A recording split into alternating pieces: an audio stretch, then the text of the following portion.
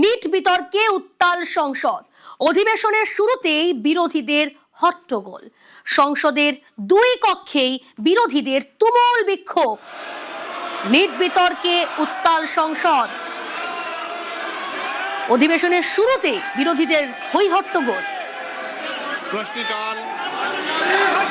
সংসদের দুই কক্ষে বিরোধীদের তুমুল বিক্ষোভ। কেন্দ্রীয় শিক্ষামন্ত্রীর পদত্যাগের দাবিতে অনড় বিরোধীরা।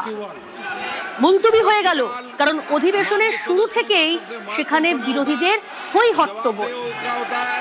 मैंने कल भी प्रयास किया, अब भी प्रयास कर रहा हूं कि सदन हर मुद्दे पर चर्चा करने को तैयार है। आप प्रश्नकाल के बाद आइए, नियमों के तहत मैं इस विषय पर चर्चा करने की अनुमति दूंगा। सदन की कार्रवाई आज 12 बजे तक स्थगित की जाती है।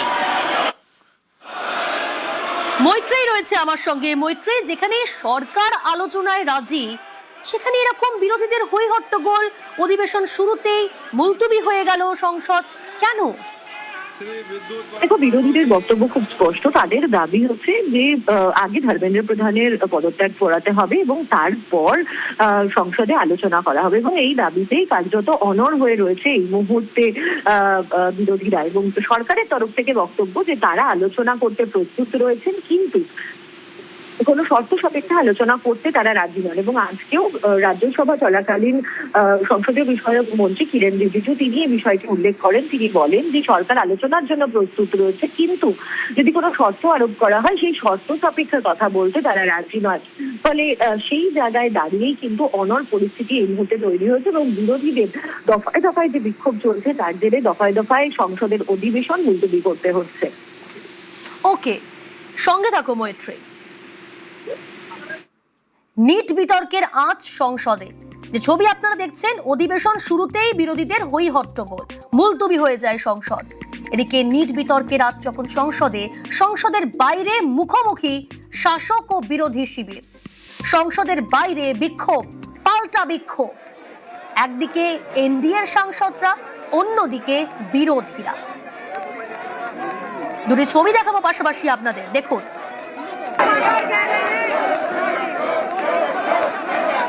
সংসদের বাইরেও বিক্ষোভ, পাল্টা বিক্ষোভ।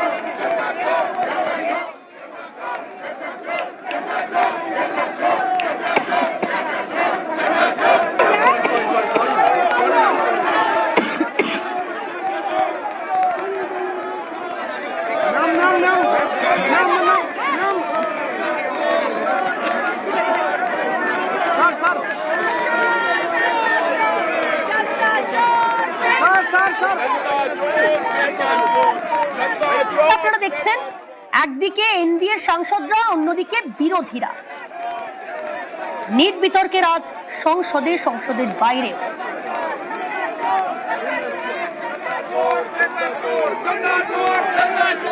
কি দেখা গেল আজ?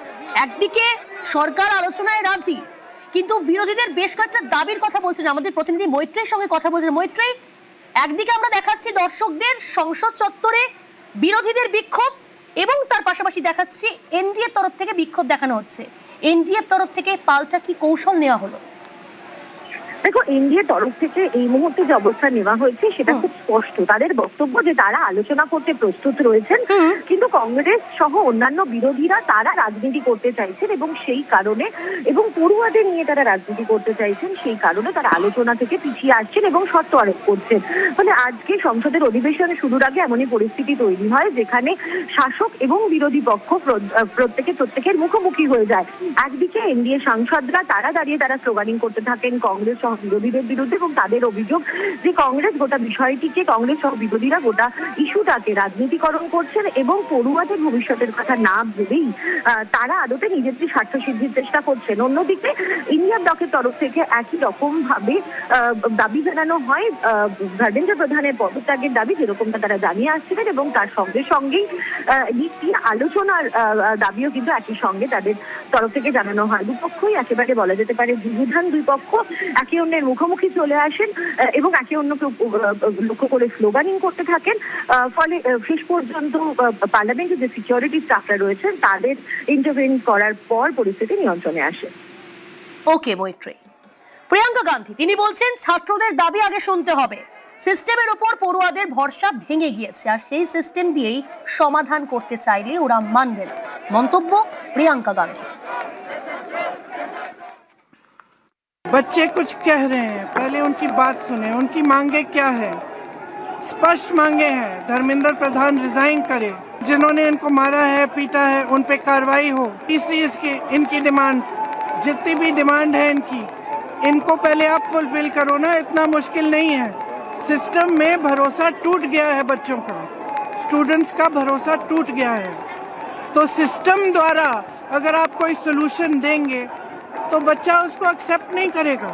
अगर उन्हें सोल्यूशन देना है, वो बच्चों की बात सुने, जो बच्चों की मांगे हैं उनको पहले पूरी करें, तभी सोल्यूशन निकलेगा। जब भरोसा है ही नहीं तो आप कह रहे हो कि वही सिस्टम जांच करेगा। ইতিমধ্যেই কড়া পদক্ষেপ প্রধানমন্ত্রী নরেন্দ্র মোদী। প্রধানমন্ত্রী ফাস্ট ট্র্যাক আদালত গঠনের কথা বলেছেন। প্রশ্ন ফাঁস হলে কড়া শাস্তি দেওয়া হবে, কোনো শর্ত ছাড়া আলোচনা শুরু করবে। সংসদে বিরোধীদের বার্তা, কিরেন রিজিজু। आज आदरणीय प्रधानमंत्री नरेंद्र मोदी जी ने भी बहुत कड़े कदम उठाते हुए देश को बताया कि जुडिशियल फास्ट ट्रैक कोर्ट भी बनाने के लिए, ताकि कोई भी देश में पेपर लीक करता होता है तो कड़ी से कड़ी सजा दिया जाए और जल्द से जल्द दिया जाए। इतना अच्छा सरकार का पहल किया गया। मेरा रिक्वेस्ट ये है कि आप कंडीशन मत डालिए, बिना कंडीशन डाले हो चेयरमैन आप डिसाइड करें और चर्चा तुरंत शुरू करें। हम ये मांग करते हैं कि चर्चा आज ही शुरू होनी चाहिए। যন্তর মন্তরে ককরোচ জমায়েতে বার্তা প্রধানমন্ত্রী নরেন্দ্র মোদীর। তিনি বলছেন, যুব সমাজের কল্যাণের চেয়ে গুরুত্বপূর্ণ আর কিছুই নয়। এক স্যান্ডেলে বার্তা প্রধানমন্ত্রীর।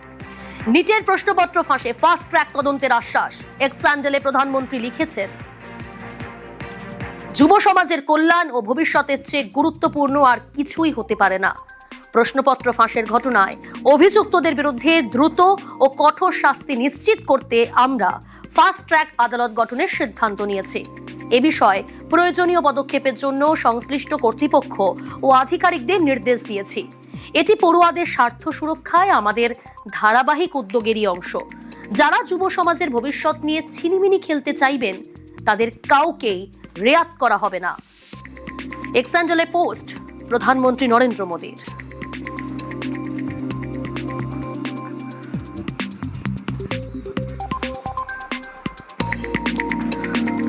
कि हम हर विषय की जांच के लिए तैयार हैं। फास्ट ट्रैक कोर्ट लाएंगे ताकि जो लोग भी इसके अपराधी हैं, जो लोग भी दोषी हैं, उनको कार्रवाई हो, और हम ये सुनिश्चित करेंगे कि हम किसी भी दोषी को बख्शा नहीं जाए। और नरेंद्र मोदी जी जब संकल्प लेते हैं तो देश की जानता है, दुनिया जानती है कि नरेंद्र मोदी का संकल्प का मतलब होता है उसको सिद्धि तक पहुंचाना।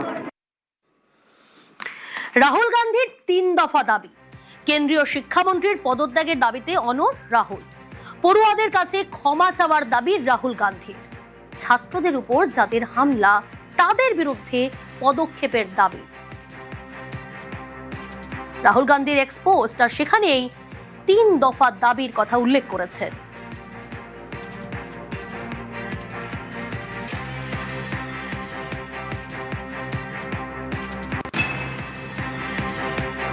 নিটের প্রশ্নপত্র ফাঁস তদন্তে কড়া কেন্দ্রীয় সরকার, তাও কেন্দ্রীয় শিক্ষামন্ত্রীর পদত্যাগে অনড় সিজেপি। আন্দোলনজীবীরা সরকারকে বিব্রত করার ষড়যন্ত্র করছে, বিদেশিদের দালালি করতে উস্কাচ্ছে, তোপ দিলীপ ঘোষের। আন্দোলনজীবী নাম দেওয়া হয়েছিল যাদের, সেই লোকগুলো কিছু না কিছু ইস্যু নিয়ে এসে কিছু ইনোসেন্ট লোককে সামনে করে বারবার দেশে একটা উৎপাত তৈরি করে সরকারকে বিব্রত করার চেষ্টা করে। আর সহজ টার্গেট হচ্ছে পার্লামেন্টে যখন সেশন চলে, এরা অনেক চেষ্টা করেছে পাকিস্তান বানাবার, বাংলাদেশ বানাবার, নেপাল বানাবার, শ্রীলঙ্কা বানাবার, কিন্তু সফল হয়নি, এবারেও হবে না। সেই একই কুশীলবরা যারা কিষাণ আন্দোলন করে, তারা ছাত্র আন্দোলন করে, তারা মহিলা আন্দোলন করে, এরা হচ্ছে পেশাদার বিদেশি লোকেদের কাঠের পুতুল। সেই জন্য এরা কিছুদিন উৎপাত করবে, কিন্তু ভুলে যাবে না যেন সরকারটা নরেন্দ্র মোদী, অমিত শাহ, তারা যথাসময়ে ডিসিশন নেবেন। এদের সঙ্গে দেশের মানুষ নাই, বারবার ইলেকশনে হারে। আর কিছু এরকম দালাল টাইপের লোক আছে, বিদেশি দালালি করে, তারা সামনে লাফাচ্ছে। সাধারণ মানুষও চেনে, আর যারা ওর মধ্যে এসেছিল প্রথমে আন্দোলনকারী, তারাও বুঝতে পেরেছে তাদেরকে এই যে যুদ্ধের বোড়ে তৈরি করা হচ্ছে। আন্দোলনের পিছনে কলকাঠি কে নাড়ছে তদন্ত হওয়া উচিত বলে মন্তব্য এনসিপিআই সদস্য কাকলি ঘোষ দস্তিদারের। যেটাকে বলে হুলিগানিজম, যেটাকে বলে অ্যানার্কি, সেটা কখনোই সমর্থনযোগ্য নয়। কিন্তু তার সাথে সাথে আমাকে এটাও বলতে হবে যে পশ্চিমবাংলার শিক্ষা দুর্নীতি, নিয়োগ দুর্নীতি, সেখানে যারা বিচার চাইতে গেছেন বাচ্চা কোলে হয়তো বসে আছে রাস্তায়, তাদের উপরেও পুলিশ লাঠি চালিয়েছে, তাদের উপরেও রাজশক্তির আক্রমণ এসেছে। তাহলে সেই প্রশ্নটাও সামনে একসঙ্গে তুলতে হয়। এরা কোথার থেকে অর্গানাইজড হলো, পেছন থেকে কলকাঠি কে নাড়ছে যে তারা এত উচ্ছৃঙ্খল হয়ে সংসদ ভবনের উপরে হামলা করার জন্য এগিয়ে আসলো? এটারও যথাযথ একটা বিচার তদন্তের পরে হওয়া উচিত বলে আমি মনে করি। ককরোচদের জমায়েতের সমালোচনায় তাসলিমা 2024-এ বাংলাদেশের জুলাই আন্দোলনের সময় তুলনা। আর তিনি লিখেছেন, যন্তর মন্তরে ককরোচদের জমায়েত দেখে 2024 সালের জুলাই আন্দোলনের কথা মনে পড়ছে। ছাত্ররা শুরু করেছিল কোটা না মেধা, মেধা মেধা স্লোগান দিয়ে, শেষ করেছিল সরকার পতনের দাবি তুলে। তারপর যা ঘটেছে তার মাসুল আজ গোটা বাংলাদেশ দিচ্ছে। জঙ্গি জিহাদিরা ক্ষমতা দখল করেছে। বর্বরতা, সাম্প্রদায়িকতা, ধর্মান্ধতা, নারী বিদ্বেষ, সন্ত্রাস আর অরাজকতা দেশের সর্বনাশ করেছে। জুলাই আন্দোলনের পর থেকে কোথাও ছাত্রদের জমায়েত দেখলেই আমার আশঙ্কা হয়। সহজে আর ভরসা করতে পারি না, কারণ 2024-এর জুলাই আমাকে শিখিয়েছে সব ছাত্র জমায়েত গণতন্ত্রের পক্ষে নয়, সব শাসক বিরোধী আন্দোলনের গন্তব্য মুক্তি নয়, আর সব বিপ্লবও বিপ্লব নয়। কোনো কোনো বিপ্লব পুরনো শাসককে সরিয়ে আরো ভয়ঙ্কর অন্ধকারের জন্য দরজা খুলে দেয়।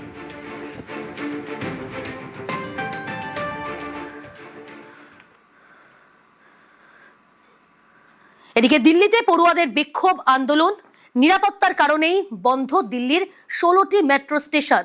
দিল্লির কোন কোন 16টি মেট্রো স্টেশন জানবো, মৈত্রেয়ী রয়েছে আমার সঙ্গে। মৈত্রেয়ী, দেখো আজকে সকাল থেকে কিন্তু দিল্লির মেট্রো স্টেশন 16টি মেট্রো স্টেশন মোট বন্ধ করে রাখা হয়েছে। সকাল 7:30 থেকে দিল্লি মেট্রো রেলের কর্পোরেশনের তরফ থেকে এই 16টি মেট্রো স্টেশন বন্ধ করা হয়েছে।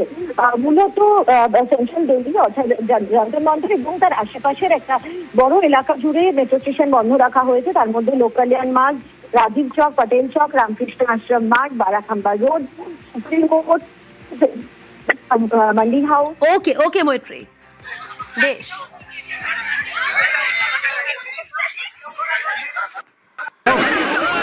ছবি আপনারা এই মুহূর্তে দেখছেন, মুখ্যমন্ত্রী শুভেন্দু অধিকারী তিনি হাসপাতাল থেকে বেরোলেন। আজ বহরমপুরে গোবিন্দপুরে যে রেলগেটে দুর্ঘটনা, সেই দুর্ঘটনায় স্বজনহারাদের সঙ্গে সাক্ষাৎ করবেন এবং তাদের পরিবারের হাতেও তুলে দেবেন তিনি। বহরমপুর পৌঁছলেন মুখ্যমন্ত্রী শুভেন্দু অধিকারী।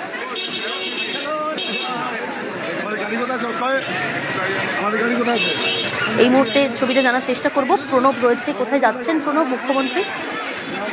দেখো, এই মুহূর্তে মুখ্যমন্ত্রী গোবিন্দপুর থেকে মুর্শিদাবাদ মেডিকেল কলেজে গিয়েছিলেন এবং মুর্শিদাবাদ মেডিকেল কলেজে গোবিন্দপুরের যে পুলকারে আহত ছাত্রী আনিশা খাতুন, সে কিন্তু ভর্তি রয়েছে এবং তার দুদিন তার অস্ত্রোপচার হয়েছে এবং বর্তমানে সে কিন্তু স্থিতিশীল রয়েছে, মুর্শিদাবাদ মেডিকেল কলেজে ভর্তি রয়েছে। তাকে দেখতে কিন্তু মুখ্যমন্ত্রী যান এবং সেখান থেকে দেখে কিন্তু তিনি এরপরে তিনি কলকাতায় ফিরে যাবেন।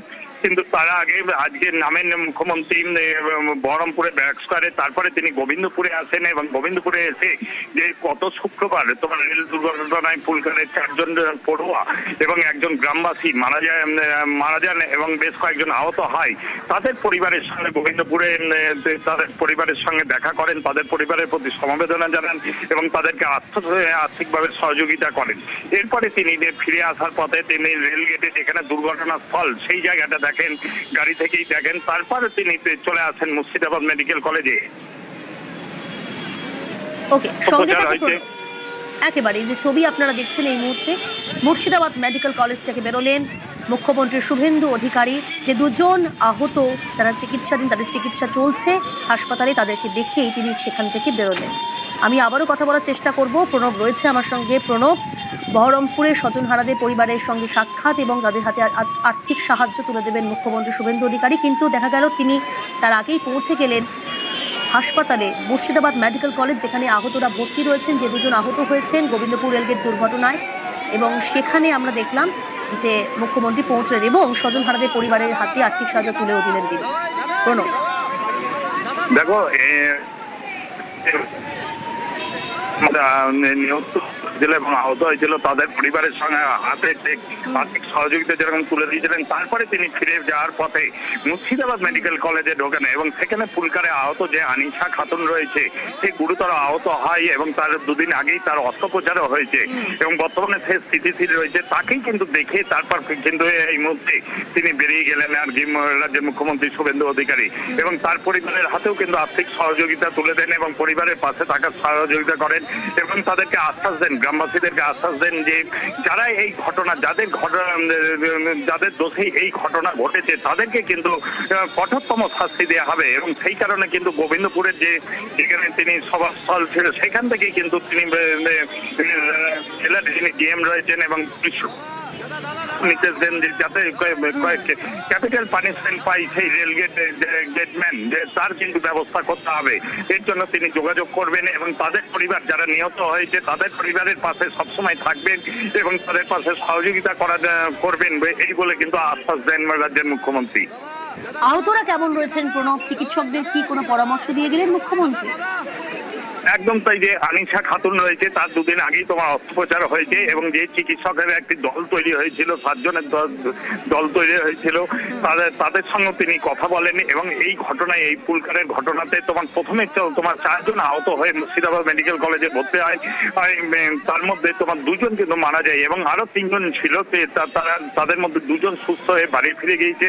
কিন্তু এই আনিশা বেশ গুরুতর ভাবে চোট পায় এবং তার একটা অস্ত্রোপচার হয় 2 দিন আগে এবং সে বর্তমানে রয়েছে। চিকিৎসকদের সঙ্গে কথা বলেন, যে চিকিৎসকের তত্ত্বাবধানে রয়েছেন অর্থোপেডিক সার্জন এবং এমনি সার্জন, যে তাদের সঙ্গে কথা বলেন এবং ফিজিশিয়ান যে ডাক্তারদের যে বোর্ড তৈরি হয়েছিল 7 সদস্যের তাদের সঙ্গে কথা বলেন এবং প্রিন্সিপাল যিনি রয়েছেন মুর্শিদাবাদ মেডিকেল কলেজের তাকেও কিন্তু তার সঙ্গে কথা বলে যাতে এই বাচ্চাকে দ্রুত সুস্থ করে করা যায় তার ব্যাপারে কিন্তু নির্দেশ দেন এবং চিকিৎসকদের সঙ্গে কথা বলার পরেই তারপর তিনি কিন্তু তার পরিবারের লোকদের সঙ্গে কথা বলে তারপর তিনি বেরিয়ে গেলেন।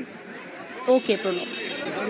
পুলকারের ট্রেনের ধাক্কায় পড়ুয়া মৃত্যুর জের, সন্তানহারা পরিবারের পাশে মুখ্যমন্ত্রী শুভেন্দু অধিকারী। বহরমপুরে গিয়ে সন্তানহারা পরিবারের সঙ্গে সাক্ষাৎ, স্বজনহারাদের অর্থ সাহায্য করলেন মুখ্যমন্ত্রী শুভেন্দু অধিকারী। পাশাপাশি তিনি মুর্শিদাবাদ মেডিকেল কলেজ সেখানেও কিন্তু পৌঁছে গিয়েছিলেন এবং সেখানে 2 জন আহত, তাদের চিকিৎসা চলছে, একজনের অস্ত্রোপচার হয়েছে এবং আরেকজনের চিকিৎসা চলছে।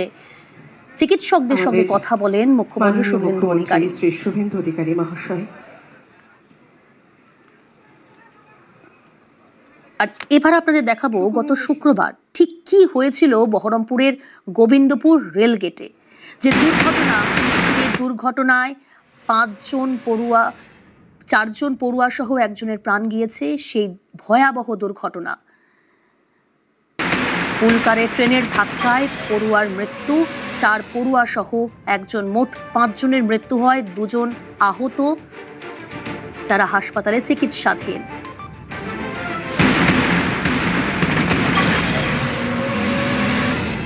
বহরমপুরের গোবিন্দপুর রেলগেটেই ঘটে দুর্ঘটনা। পুলকারে ট্রেনের ধাক্কা, আর সেই ট্রেনের ধাক্কায় 4 পড়ুয়া সহ একজনের মৃত্যু হয়, 2 জন আহত হয়। গ্রাফিক্যাল প্রেজেন্টেশনের মাধ্যমে আমরা দেখাচ্ছি আপনাদের সেই এআই নির্মিত ভিডিও। দেখুন কি ভয়াবহ দুর্ঘটনা। পুলকারে ট্রেনের ধাক্কা, আর সেখানেই এই দুর্ঘটনায় 4 পড়ুয়া সহ 5 জনের মৃত্যু হয়।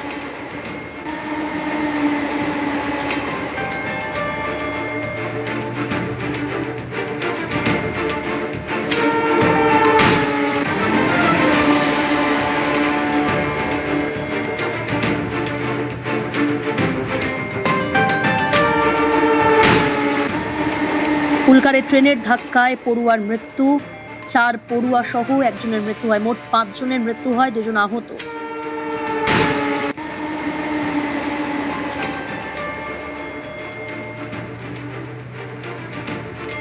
ইতিমধ্যে নানা প্রশ্ন উঠতে শুরু করেছে এই দুর্ঘটনার পর। একটি ট্রেন ক্রস করার পর কিভাবে রেলগেট উঠলো, সেখানে পুল কার ঢুকলো, দেখাচ্ছি সেই ছবি আপনাদের, সেই ভিডিও, এআই নির্মিত ভিডিও। নানা প্রশ্ন উঠতে শুরু করেছে। গেটম্যানকে সাসপেন্ড করা হয়েছে, গ্রেফতার করা হয়েছে, কিন্তু তারপরেও আমরা দেখলাম যে একাধিক প্রশ্ন কিন্তু উঠছে। আজ মুখ্যমন্ত্রী শুভেন্দু অধিকারী তিনি বহরমপুরে গোবিন্দপুর রেলগেট সেখানে যান এবং স্বজনহারাদের পাশে দাঁড়ান। সাক্ষাৎ পরিবারের পাশে মুখ্যমন্ত্রী, স্বজনহারা পরিবারকে আর্থিক সাহায্য মুখ্যমন্ত্রী শুভেন্দু অধিকারী। তারপর সেখান থেকে মুর্শিদাবাদ মেডিকেল কলেজ, যেখানে আহতদের চিকিৎসা চলছে, 2 জন ভর্তি রয়েছেন, তাদের সঙ্গেও সাক্ষাৎ এবং চিকিৎসকদের সঙ্গে কথা বললেন মুখ্যমন্ত্রী শুভেন্দু অধিকারী।